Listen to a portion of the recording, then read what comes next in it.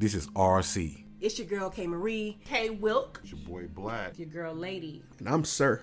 And you're listening to 2020. 2020. 2020. 2020. 2020. 2020 Podcast. Bet. 2020. I did that one for you.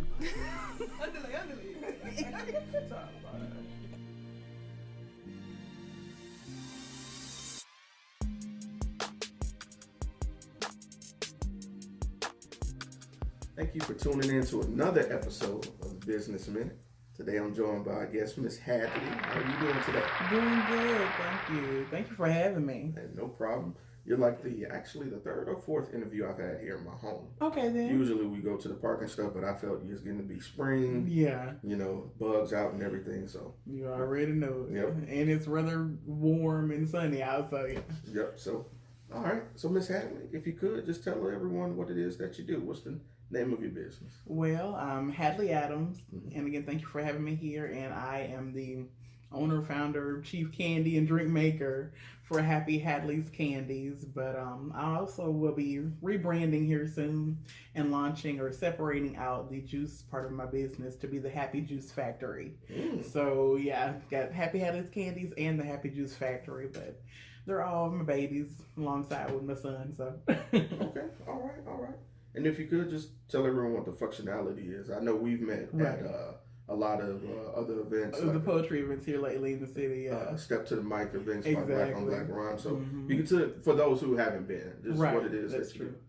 And what I do and where I started was with making praline candy. I sold it for years when I was in high school. So a couple of people remember that, and I was pretty good at making just praline candy.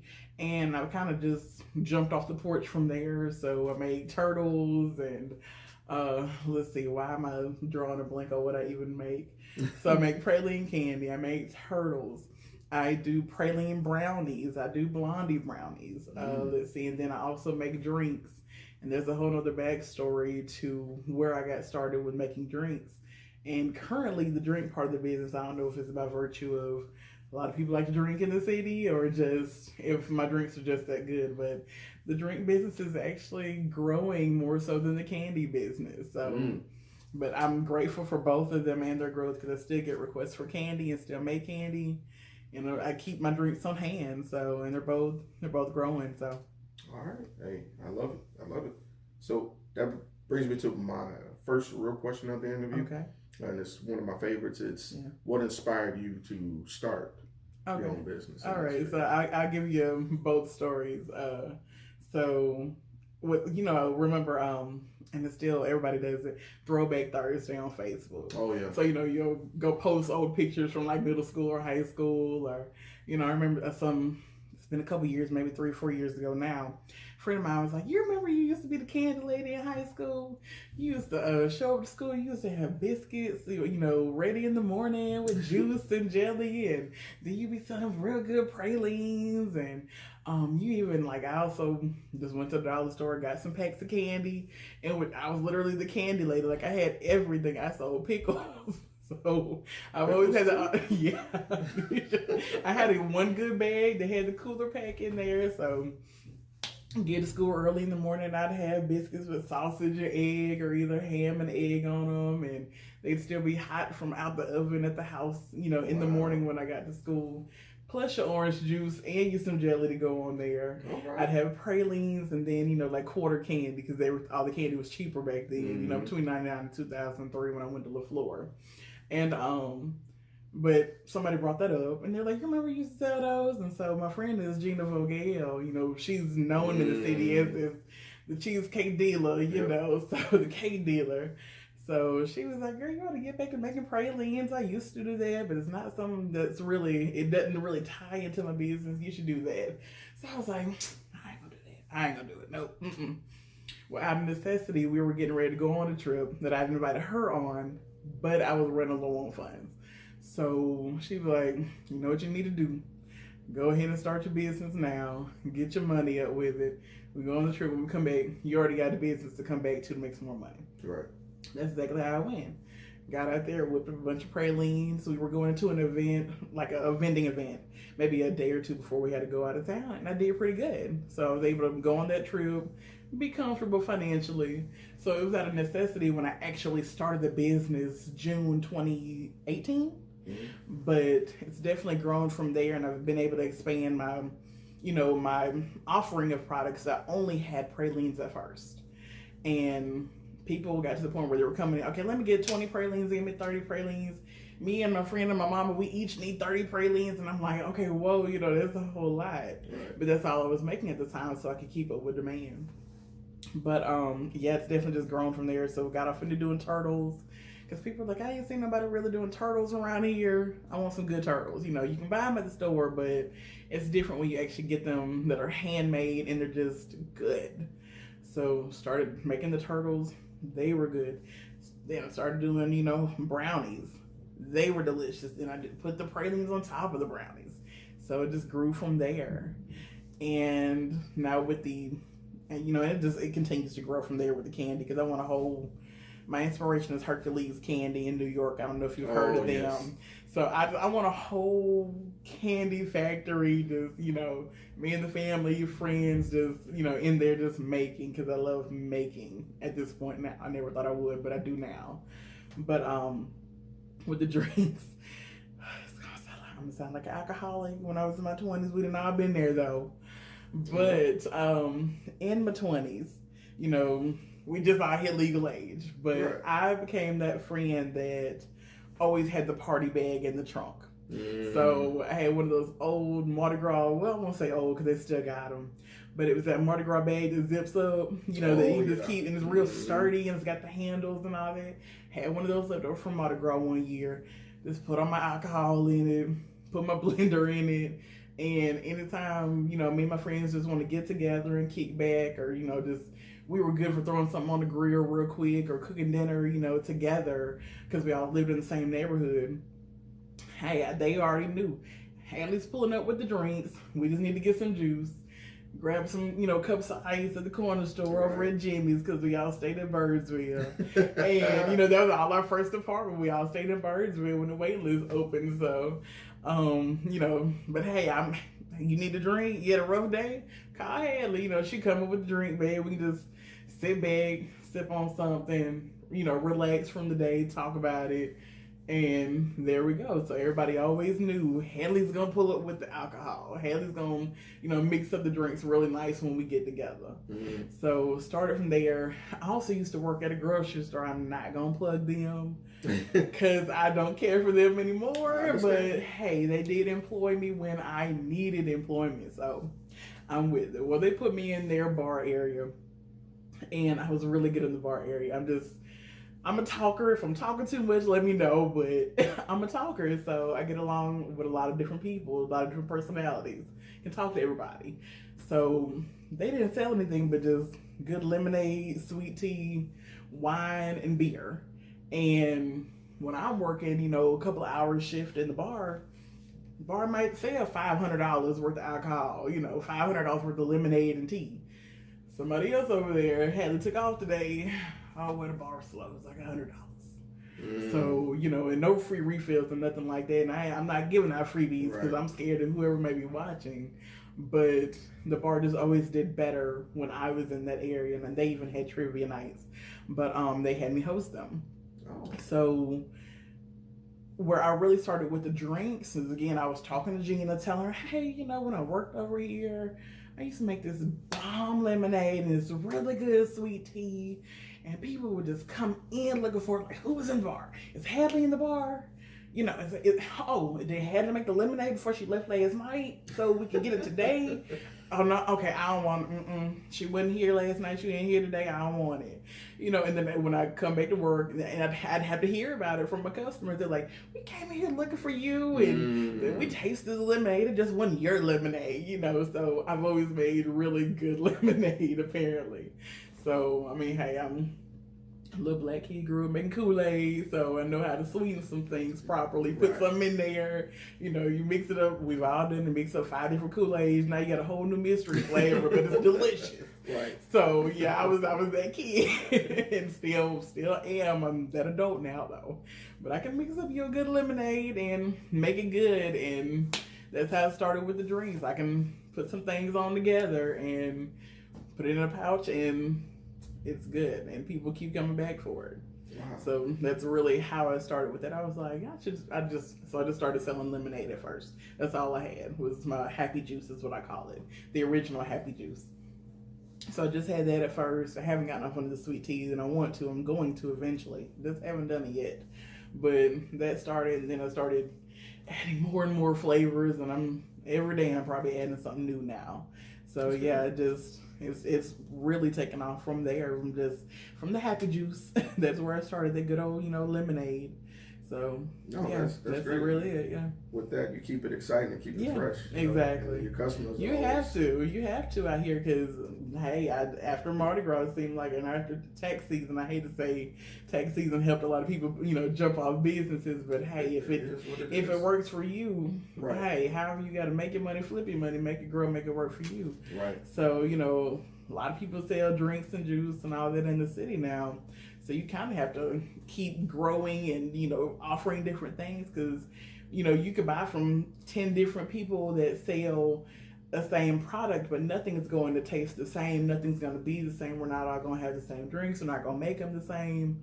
So you have 10 different drinks that are all the same, one flavor, and it all tastes different. It'll all be good. So, but you got to keep it different so you can keep people coming in. Consistency. I love it. I love it. Well, just being rigidly flexible, I like to call it. I won't say, consistency with offering the product, yeah. But you have to be rigid enough to know how to offer your product and what standards you want to go by so far as delivering that product, and at the same time be flexible enough to keep up with the tide of change that's always going to exist, that's always going to be necessary to keep your customers and keep your current customers and then new customers coming in. Mm-hmm. So, Walmart stay rotating stuff out on our shelves, Sure. Hey, look, I'm just trying to keep up with that constant rotation and that constant flow. You have to have it. All right. Well, that brings me to my next question. You mentioned, originally getting your entrepreneur roots since high school. Yeah. Were there any obstacles along the way, between Happy Hadleys and now that you encountered that you really kind of learned from? Let's see. You had me thinking on this before the interview. And what's crazy is, I'm going to go ahead and speak on this one. What's crazy is, and I've not seen it be exhibited in other cities, but in the city and county of Mobile, a lot of people like to create issues and supposed beef and all of that type of thing. And nobody's had beef with me. I'm probably too friendly for that to even see it if you threw it at me.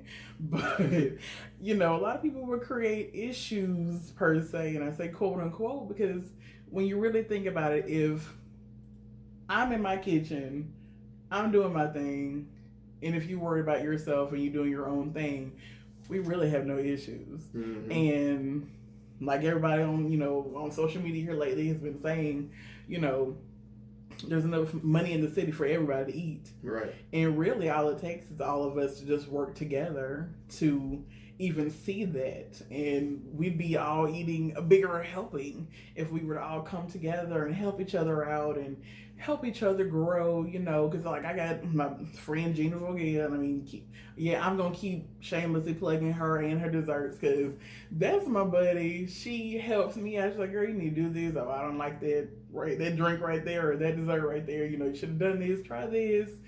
She keeps me on my toes and keeps giving me different feedback that I need, as my friend, but also as a client of mine, and that helps me grow. So far as the regulations in the industry, I haven't run into any issues, because I've got my, my applications in for different licenses. I've got my EIN with federal, had the state approach me at tax time. Okay.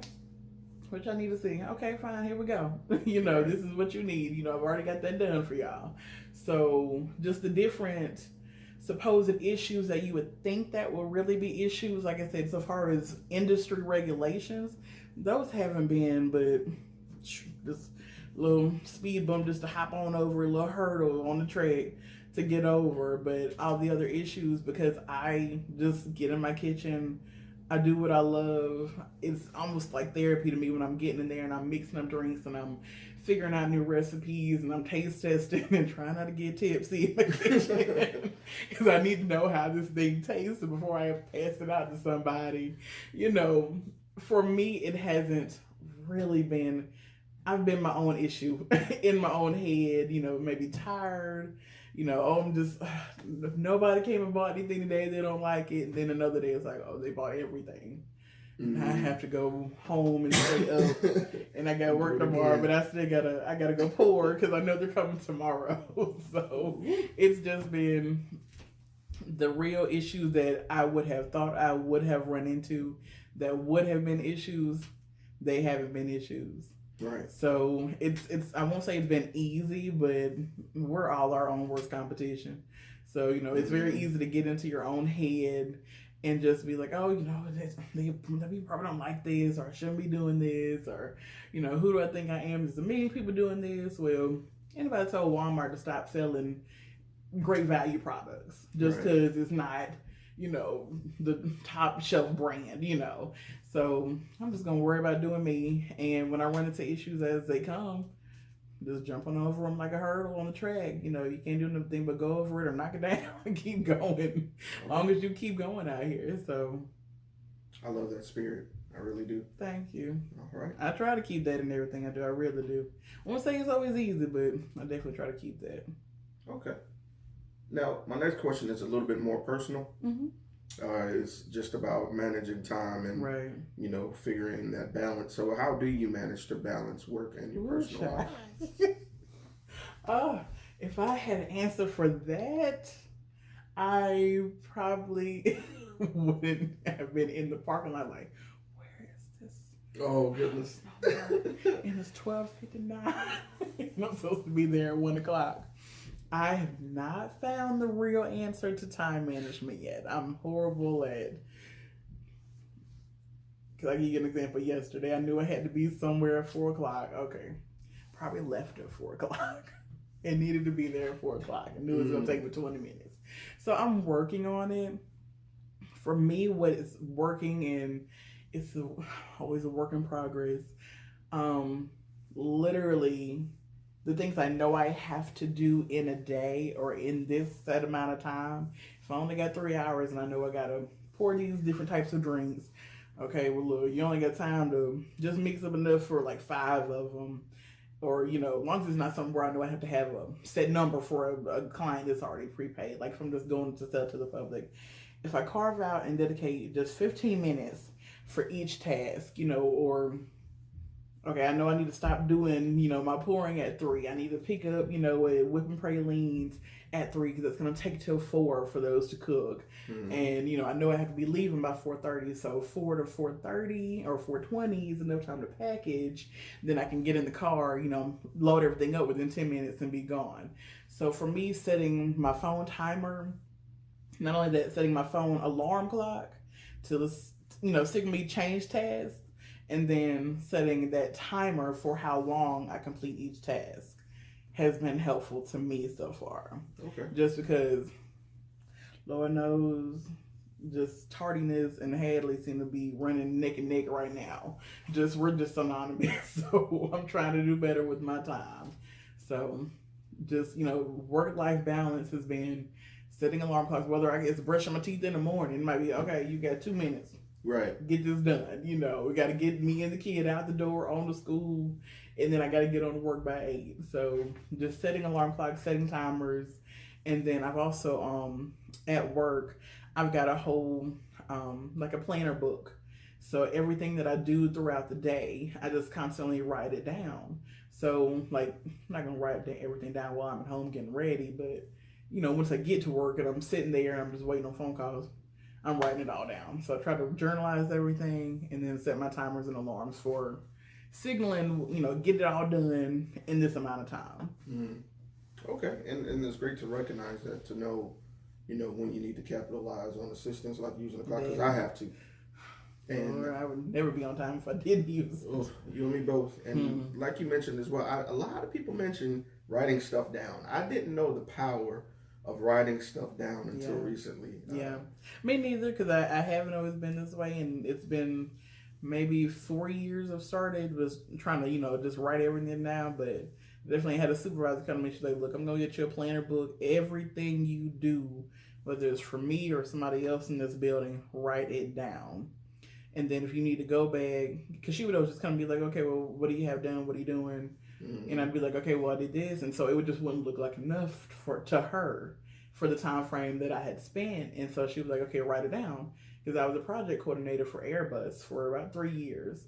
And so the luxury of my position, or the virtue of my position, working under her, I had to help 120 plus engineers.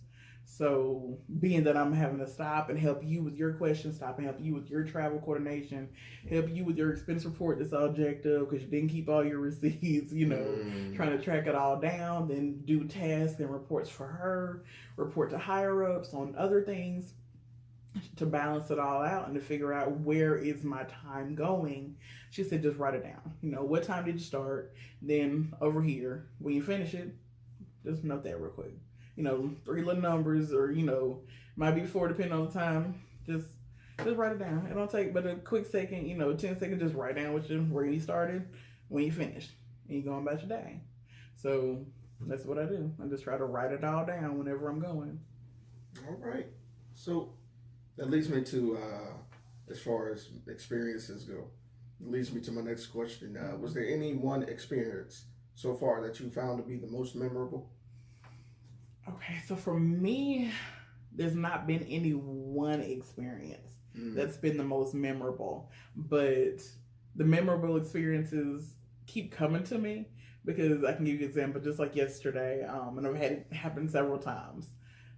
Just yesterday, a young lady came to me and she was like, girl, she was like, let me show you what you did to my mama. And I'm like, your mama, what you mean? She was like, no. She was like, you remember during Mardi Gras, I came to you and I got a couple gallons. And so I was like, well, she didn't act up, did she? I was like, I'm just trying to make sure everything's okay with mama, right? I'm jumping straight to, is something wrong? What did I do? She's like, it's okay. Let me show you. So she was like, girl, she was in the back seat and just, we were just sipping our drinks or whatever. We were, because they were going somewhere. And so her mom was in the back seat. She was just sipping her drink quietly and they were just talking and all of that. And all of a sudden, she looks back and mama just over there just dead to the world. Oh, I hollered. I was like, okay, well, at least we know she had a good time. Right. She was good and relaxed. Yes. I was like, we might be needing to add a little B12 of these beverages to counteract the relaxation part.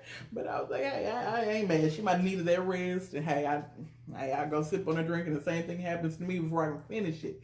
So, look, you probably needed that sleep, so it's okay. Yeah. So I was like, clearly she enjoyed herself. So things like that keep happening, and those experiences and memories that were created for other people, but by my beverages. So can't complain one little bit about those experiences where people have a good time, where they were led, or they're just like, girl, oh my gosh, it was so good, but it snuck up on me.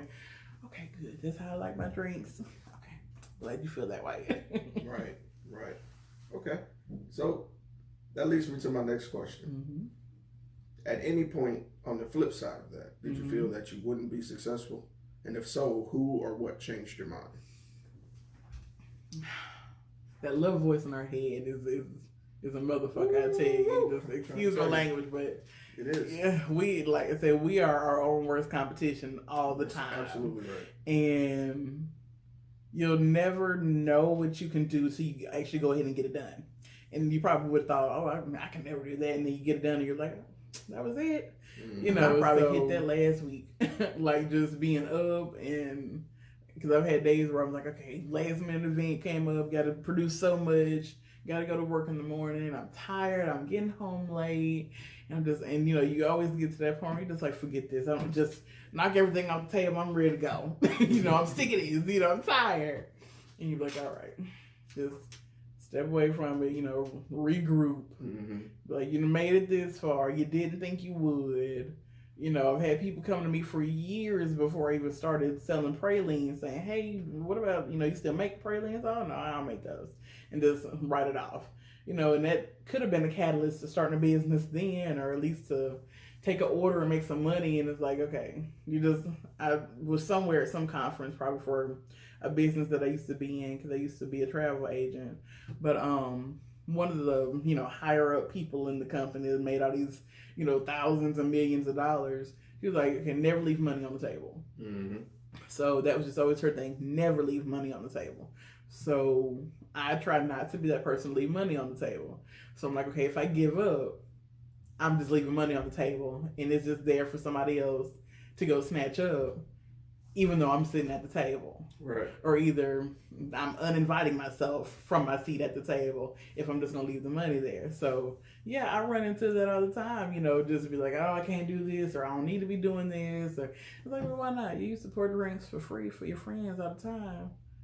Why can't you get paid for it? That's true.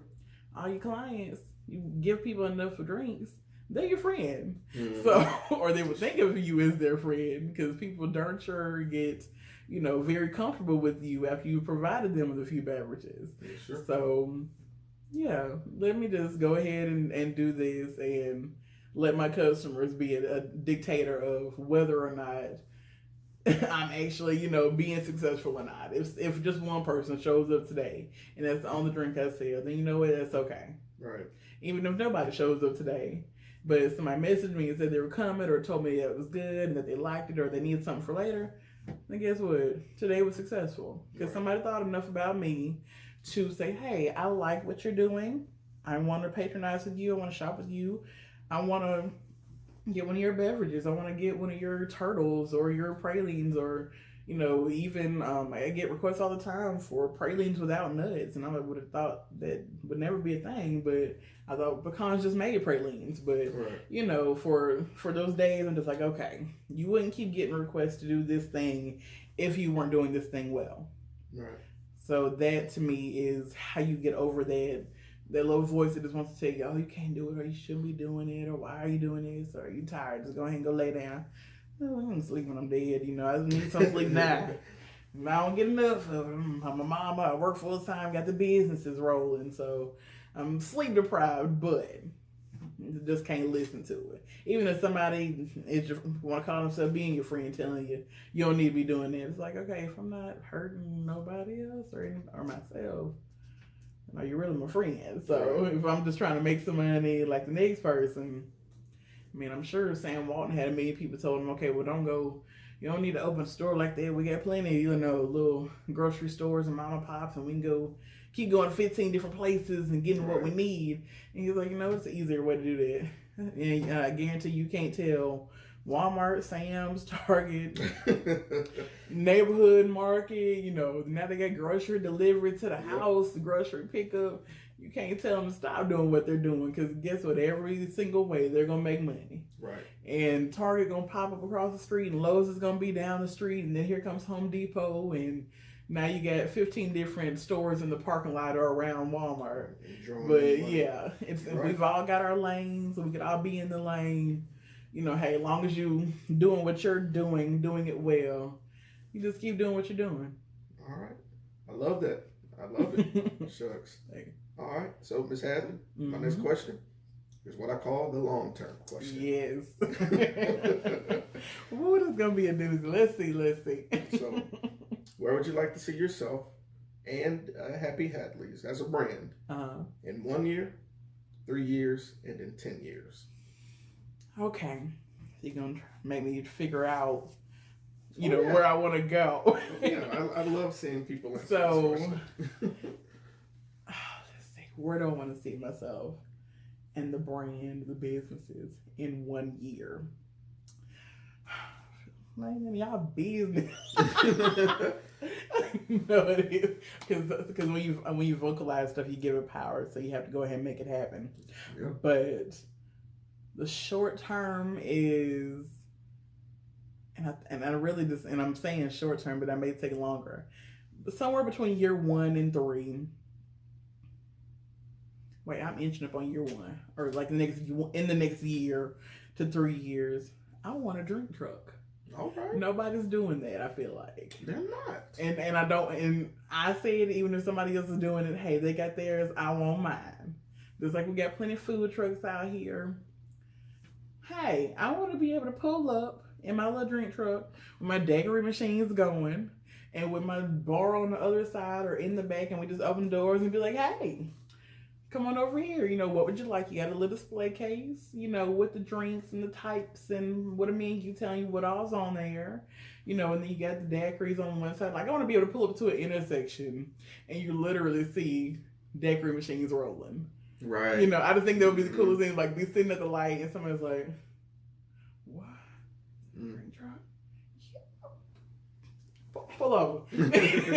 No, you got. I got an event to go to. You gonna have to just come on. Okay, like you can follow me. Like put it on the back. Follow me. Happy Hadleys. You know, Candies, and then the Happy Juice Factory, the Happy Daiquiri Factory. That's Happy another Daiquiri, that's another one in the back of my head that I really want. But on the long term, I do, like I said, my inspiration is Hercules Candy in New York.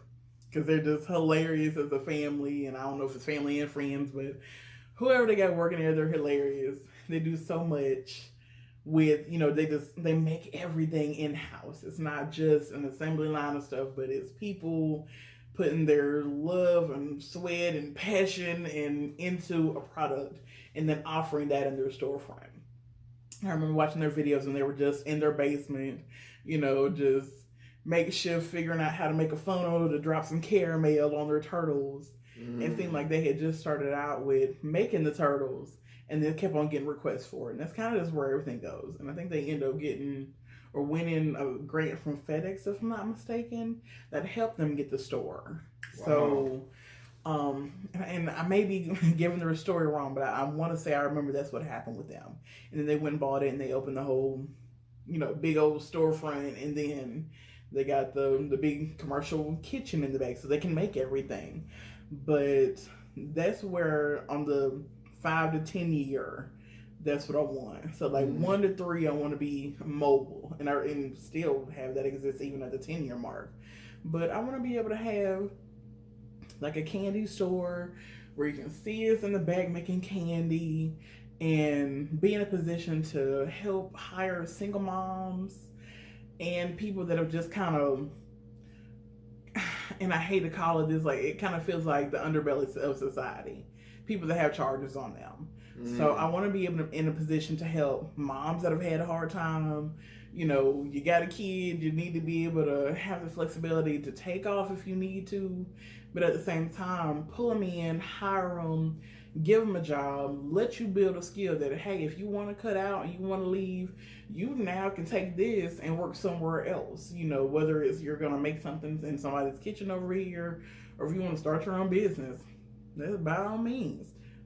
We can be a springboard for that. Right. And then also, like I said, be in that position to help somebody that, you know, you go and apply for all these different jobs. Because I spent 3 years on the unemployment line after getting laid off at Airbus and couldn't find a job at first until that store hired me, and I was grateful for it. But at the same time, I don't want to feel how they felt where they're like, oh, you have to work here. And it's like, you don't have to do that. Like, right. You don't have the right to treat people that way. Right. So I want to be in a position to help those two groups of people, you know, people that have charges and single parents, so they can be able to have somewhere to work and kind of use it as just a springboard to, okay, you go work in a nice big restaurant over here that's paying more money, go open your business, you know, but I just want to be able to help people that need something to, like, I want to be able to stand in the gap, right. If that makes sense. You know, just until you move on and find something better to help you right here. Because sometimes that's really all we need. Somebody just kind of, hey, pull me in and help me out with this. You know, I just need you for the moment. And I hate to say it, make it sound like it's going to be a revolving door type of situation, but sometimes that is really all you need is just somebody just to help, you know, just till you know, let some things pass, or whether it's your probation or, you know, your kid need to be a little bit older till they get to school and the schedule can get a little bit more, stable. But I just want to be able to hire people in those positions and give them a skill that they can build on. And if they want to go to school formally or not, you know, that's on them. But I want to be able to do that. Like, that's my heart. I want to be able to do that and at the same time have that business, like I said, the mobile trucks, the food trucks or drink trucks. And then the stand, the store. I also used to do birthday parties, so I want to have a candy store. You see us making candy. Might be able to go down the street, get the drinks though. But I want it to be an event venue, so I want you to be able to come over here with your homegirls. You see us making the candy in the back, then you can go grab, some turtles or, some pralines or something like that, or maybe even a milkshake or something if you want. And y'all have your, your bridal shower over here in this nice little cute room. Or, you have, hey, if you want to have your small little kid's birthday party in there, you can, because it's at the candy store, and that's fun for kids. But also, just I got a lot of different ideas as far as it goes, and when I actually get there to flesh it out, I'll know exactly what it is I want, because I would have had some time to think on it. But I want to be able to, just be that venue, like the candy stores where they actually make the candy in-house, they're dying. And the ones that you used to walk into that were real cute and they were fun and you could see them making all the candy in the bag, you don't see that a whole lot anymore. And I definitely haven't seen it be Black owned. So I want that for the city, and I want that, in other cities. I want to be a franchise. The Juice Factory, the Happy Daiquiri Factory. Hey, listen, other trucks roll around downtown Mobile, downtown Houston, downtown Atlanta, where you need us to go. We'll pull up if we don't have one there, just have it in different locations. That on the long term is what I want. And to be able to build my brand, build wealth, build a legacy to leave my son. So when I leave this earth, I can say I did something. I did that. Then at the same time, not be where, and it's all good. I don't want to just leave a house that's paid for now, a check for my son when I die. I want to leave a business. I want there to be, generational wealth just sitting there, like for my son to inherit. And if he wants to work in the business, he can. If he doesn't, that's fine. There will be people that can keep it going. I would love for her to stay in the family. I want to be able to hire my sister that, so far hasn't been able to find work because she's on the spectrum. I want to be able to hire my mom, who's now retired, so she can work when she wants to, work when she don't want to. If I need some backup, she can step in for me, things like that. I want, like when I get a husband or a spouse, they be able to take over for me if I need to go handle something over here. So those are just all things that I want to be able to do for my family that I haven't seen yet. And my dad's an engineer. God love him. So I know we all leave this earth not gonna be forgotten. But at the same time, the entrepreneur track is where I want to go with mine. It's how I want to help build my wealth and leave for my child, other than just some money that'll, from a life insurance policy that'll eventually get burned through, and a house that'll be paid for, just because the life insurance is, paying it off, because you can get policies for that. All that can pass away, but you can't take away that generational wealth, that legacy, that business. You can't just shut that down, just because. So I want those things to be able to go on even when I pass away from this earth. I love it. I love the fact that you're speaking it into existence. And not only that, you're acknowledging what you've noticed in Mobile as well. Yeah. From the, you call it the underbelly, and it really is an issue that needs to be addressed. People who do have a record, sometimes people change. Some of us weren't fortunate enough to make the best decision at certain times, and I feel like that shouldn't condemn your future. And the thing is, everybody says, oh, nobody's perfect, but at the same time, for someone that has charges on them, going to certain employers, or really any employer, it's almost like, okay, nobody's perfect. Cool, nobody's perfect. But then you get to the employers and you're like, you're not perfect. I'm going to touch you with a 10-foot pole to get out. It's like, okay, you want me to, be convicted, be punished for my crime, do my time, redeem myself for these different actions and these different rehabs and all of that, and be this better person. And then now that I am there, you want to hold it against me? Right. not supposed to work that way. Right. It should be different. Right. People should be more willing to give people that have, whether it's a felony or even misdemeanors. I've seen people struggle to get a job just with a misdemeanor, and I'm like, what do they do? Not go pay for a ticket? Like, you're right. Dang, like she got charged with something, but it was taken off her record, and you still holding it against her. Like, hold on now, like get that together. Like, why? Like, why does it work like that? It shouldn't. And I just want to be part of the ones that are there to help with, okay, we don't work like the rest of them over there. This is us over here. So let me be there where I can help you, because I'm in a position to be a blessing to you because I've been blessed. Right. So I just want to be in that position to be a blessing to somebody else because I've been blessed. So, because I've had it where people were able to help me that were blessed and they were a blessing to me. So why wouldn't I want to turn around and let me help you? Just because I see you need it or you want it even, let me be that one. And I'm glad you brought that up, because that actually brings me to my last question of this interview. For that one person who's a dreamer, and honestly, the scariest thing in the world is to walk out on faith on something that you really want to try. That's your passion. What words of encouragement would you have for that person who's just starting? For that person that's just starting, don't be like me and just sit on an idea or a talent that you have because you're scared. Because, like, I was raised in that house, and my mom's a teacher, my dad's an engineer.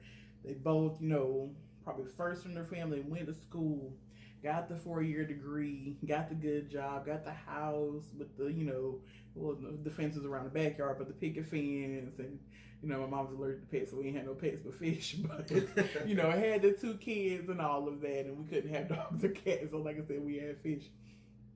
But don't be scared just because it's not the traditional, what we, even in society or from your family or from anybody around you, have been taught to do. Just go ahead and step out on faith. And I'm not saying quit your job. I still got my day job right now that pays the bills. We got to keep them bills paid. We know they still rolling. We all adults out here if you got bills. Right. So, heck, even some kids got bills. Bless their heart. But that's a whole nother story. But just go ahead and get started. You got to start small. Start from somewhere. Like I said, you got to get up in your kitchen and just be like, what, let me go get this little sugar, this butter, this flour, whip it up. If you're going to start somewhere. We all got to start somewhere. Walmart didn't just become Walmart because Sam Walton Wilton bought this big old huge big box store and filled with all this stuff. He had to start with probably a couple of products that a couple of friends made that trusted him to sell it and be able to give the profits back to the friends, while Sam made, a little money for himself as the middleman. Right. Or, bought some stuff, oh, well, my friend sold it to me for $3, so let me see if I can make $7 on this so I can make my money that I bought, that I paid for it plus some. You just got to start somewhere. And if you start small, just go ahead and do it. Like, it's no point, because you can sit on, because I feel like I kind of sat on it for years. Because like I said, I feel like, hey, back in high school, I was telling a friend of mine, I was like, I think I was clearing about $3,000 a month in high school, just with the business. Like, I know for a fact I was able to turn around. I had bought my parents this furniture set, or like started, the payment plan with Hadley's furniture, and they're expensive.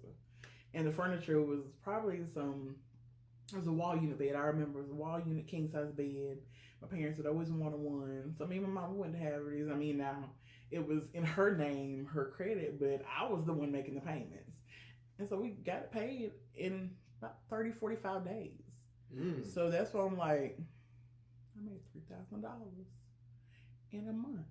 Hey. And like, I was paying my car note and paying my insurance and always had money. And I was like, why didn't I keep doing this after high school? You know where I could have been, man. Yeah. I graduated high school in 2003. Like, I'm so mad at myself. I won't say mad at myself because I'm not mad at myself, because I'm doing what I feel like I should have been doing at that point. Right. But, after high school, you go off to, well, I didn't go off to school. You go to school, though. You get the degree. You work on that. Still ain't got the degree and probably approaching 15, 20 years after graduation. Don't feel like so, you're and I don't even feel bad about it. Right. I got coworkers that work like, oh, you're just so good. You ought to go ahead and get your degree and be a social worker. No. But I would not be doing that. Just sounds like more debt and a piece of paper where I can still be working where I'm working. Same position, same pay, and y'all ain't gonna pay me enough to pay off the debt it cost me to go to school. Nope. I understand. I just feel like I can get it more and have more control over the money I make, have more growth that I can experience with an entrepreneurial endeavor, with a business, in business for myself. I don't feel like I can do that. I can't just go tell you I want to make $150,000 a year, but all I want to do is sit here and answer these phones. No, because what we're not going to do is pay you that for just answering these phones. So I feel like I can do it better on entrepreneurial track, and it's where my heart is. My heart isn't in answering the phones all day for somebody else's business, regardless of what it is that they do. Rather be able to just get in my kitchen and make something that's a good product and offer it and have people enjoy it.